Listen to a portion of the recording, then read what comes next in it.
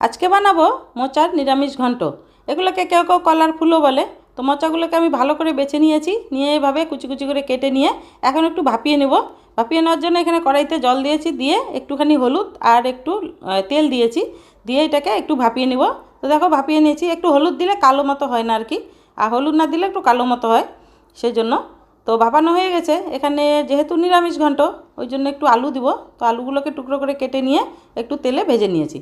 তো ভেজে নিলাম, আলু ভাজা হয়ে গেল। আর একটু তেল দিলাম, দিয়ে এখানে ফোড়নে দেবো দুটো শুকনো লঙ্কা, একটা তেজপাতা, আর একটু গোটা গরম মশলা, একটু জিরে, আর দিয়েছি আদা বাটা। নিরামিষ ঘন্ট, এটাতে আদা লাগবেই। আর একটু জিরে গুঁড়ো, একটু হলুদ, একটু কাশ্মীরি লঙ্কা, আর দুটো কাঁচা লঙ্কা।